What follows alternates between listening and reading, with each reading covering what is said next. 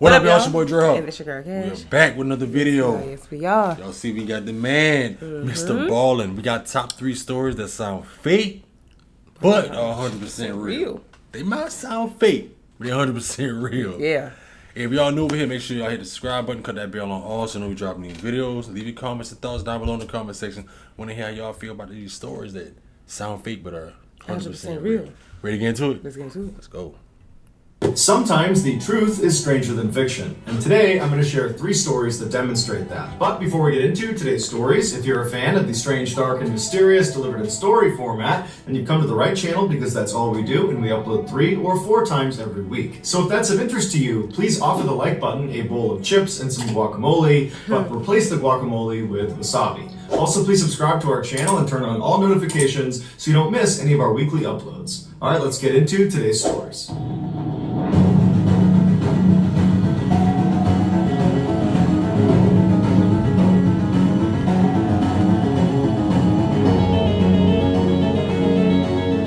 So full disclosure, this is not my personal story, but in order to do this story justice, it has to be told in the first person. So I am simply an actor. It's only bagel. I was once on a U.S. military ship in the wardroom, which is the officer's lounge, when the operations officer came inside. This guy was the definition of not a morning person. He was bleary-eyed, he kind of stumbled in. He was like a zombie holding a bagel. He sits down in front of me, he's barely conscious, and he starts gnawing on his bagel, and I'm sitting with my back to the outboard side of the ship. So that's the outside of the ship behind me, and there's a porthole right next to my head where the sun is coming through, and it's hitting this officer directly on his face. And so the officer's looking up at the sun, he's kind of squinting and blocking the sun from his face, and I'm looking at him expecting him to shift left or right to get out of the path of the sunlight. But instead, this officer slowly reaches for the phone on the wall, he brings it up to his head, and he goes, "Yeah, bridge, this is ops. I need you to adjust our path. Yeah, 156, yeah, that's about right. Okay, all right, bye."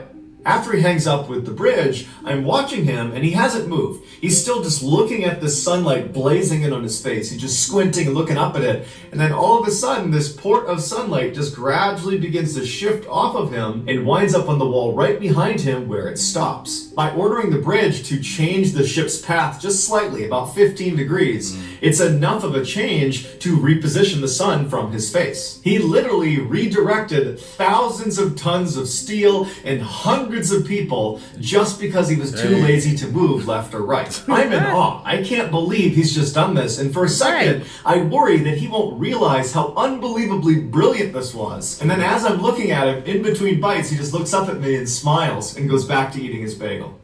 Wow. Dang. Just instead of him moving, That's she crazy. just the whole In ship November of moved. 2006, Nintendo came out with a brand new gaming console called the Wii, and it was hugely popular and sold out almost completely right away. By the following January, it was still not on shelves in most places around the world, and so people were going crazy, spending unbelievable sums of money to try to get their hands on this system. A Sacramento, California radio station called KDND got a hold of one of these coveted systems and decided they would give it away during an on-air contest. The contest was going to be called Hold Your Wii for a Wii. And the premise of this contest was simple. The contestants would be given lots of water, and the person who held it the longest, i.e. they didn't urinate, would win the prize. Leading up to this contest, the radio station began promoting it really aggressively on air, and lots of people called in with concerns saying that drinking too much water can actually be deadly. But the station brushed these concerns off and said they were aware of them,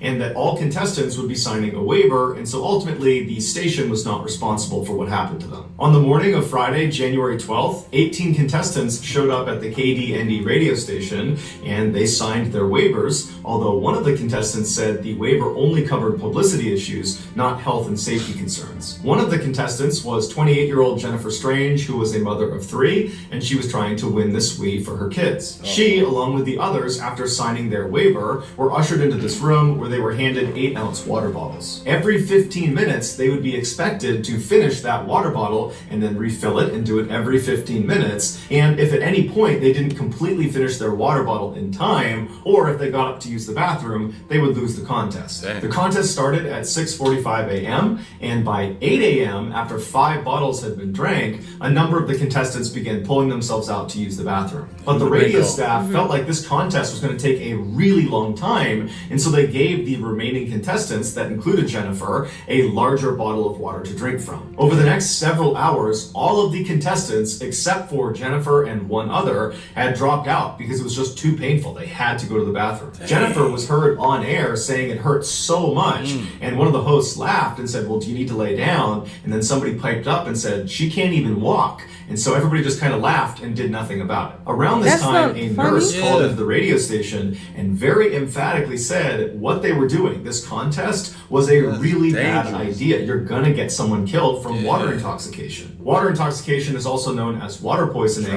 And in a nutshell, what happens is when you drink too much water, the water dilutes your bloodstream, it can cause swelling in your brain, and it can lead to coma and or death. The host, after hearing this concern, turned and yelled to the remaining contestants, hey, is anybody dying out there? And then the host just kind of laughed and hung up on the nurse. A little while later, you can hear one of the hosts on air comment on how Jennifer's belly looked really strange. It had become totally distended and bloated, and they said it looked like she was pregnant. At some point, Jennifer and the other remaining contestant began vomiting, but instead of dropping out, they just continued to drink more water and did not go to the bathroom. But finally, it became too much for Jennifer to bear, and she dropped out of the contest and she relieved herself. For coming in second place, she received tickets to a Justin Timberlake concert. On her drive home, Jennifer began experiencing this horrific headache to the point where she was just sobbing uncontrollably. Through tears, she called one of her coworkers and said she just was not going to be able to come into work that day. Her head hurt too much. And so after she hung up, her coworker she had just spoken to was really concerned about her and called Jennifer's mother to let her know what was going on.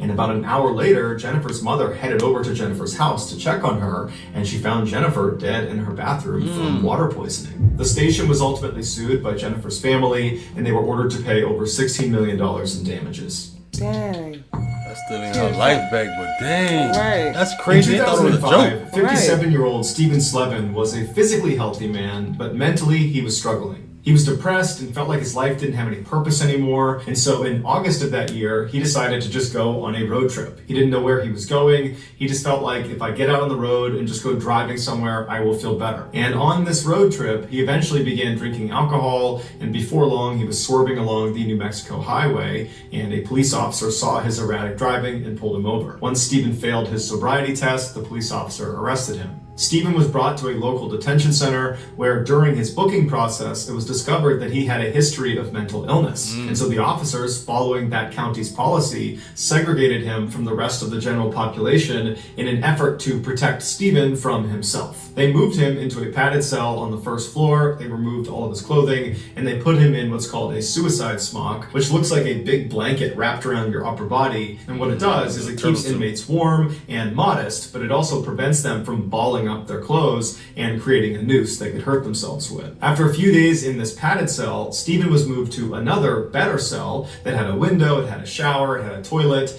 and he was there for 2 weeks under strict medical observation. But at the end of those 2 weeks, for reasons that are not entirely clear, Stephen, this mentally unstable man, was moved into solitary confinement to await trial for his DWI. Solitary confinement is a type of imprisonment where the inmate is shifted into a single-person cell, and they are kept there nearly around the clock without any significant interaction with other people or other inmates. The psychological effects of solitary confinement are well documented and terrifying. Just 15 days into solitary can be enough to cause permanent psychological damage. Stephen's first few weeks in solitary were actually okay. He was allowed to write to his family, he was able to detox and reflect on his life. During those first few weeks, it was noted that Stephen was very polite in his very limited interaction with the officers that were dropping food off through the slot in his door. Also, when Stephen had a few minor medical issues, instead of throwing a fit, he just knocked on the inside of his door and waited patiently for someone to acknowledge him, which which took a long time, but he never got frustrated or mad. But by January of 2006, so roughly 3 months into his solitary stint,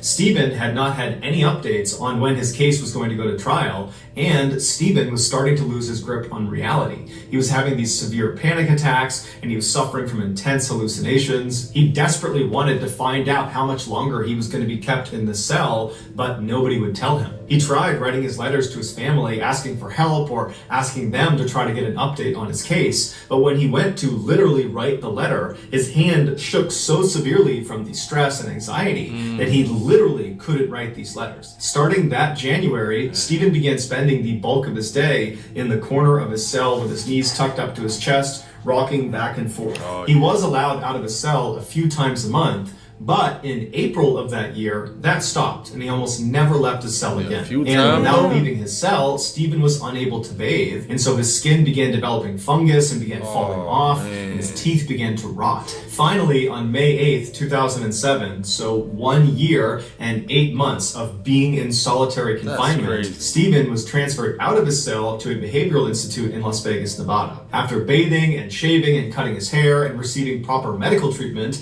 he was back to his normal self within a couple of days. And while he was there, he had a chance to speak to a lawyer, and the lawyer would say the entire meeting, Stephen was just saying, "Where have I been?" And the lawyer said, "You've been in solitary confinement awaiting trial. You've been there for almost 2 years." And to that, Stephen was shocked and literally didn't believe him. He actually couldn't remember that time in his life. It was like it had driven him crazy, and he had completely repressed it from his memory. But when the lawyer told him about it, it began to come back into his mind, and he begged the lawyer to not let them send him back to solitary confinement. And his lawyer said, unfortunately, if that's where they're going to keep you, that's where they're going to keep you until you have your trial for this DWI. And unfortunately, we have no idea when that trial is going to be. But stay strong, because it's bound to be soon if they've already transferred you to this institute. Stephen stayed at this institute for 2 weeks, and during that time, he asked constantly about when his trial was going to happen, but nobody knew. And at the end of those 2 weeks, Stephen was abruptly taken out of his room, put in a van, driven back to New Mexico, and put back into his solitary confinement cell. And immediately, Stephen began to deteriorate. And he begged the guards to not put him in this cell, but nobody was listening, and before long, the door had shut, and he was all alone again. Within a couple of days, Stephen developed an abscess in one of his teeth, and he tried to get medical attention, but he didn't get it, and so he sat in the corner of his cell, and for 8 hours one day, he rocked back and forth and violently twisted and yanked and pulled on that tooth until he was able to rip it out of his head. Almost 2 months later, on June 22nd, 2007, Stephen's case was finally put before a judge, and the judge dismissed all of the charges. It's believed the judge found out about this horrible mistreatment of Stephen and took pity on him, but we'll never know. 3 days later, Stephen was released from jail and reunited with his family. He had been in solitary confinement for 2 years without so much as a hearing to tell him what was going on. He had essentially been forgotten about. He would go on to sue the county and win $15.5 million in damages. However, at the same time he's winning this case, he was diagnosed with terminal lung cancer and given less than a year to live. It's unclear if he is alive today. So that's gonna do it, guys. If you found the secret in today's episode, if anybody know if he's still alive, I want to know. Yeah, but look how he looked when he went in there. And then they just didn't care about him.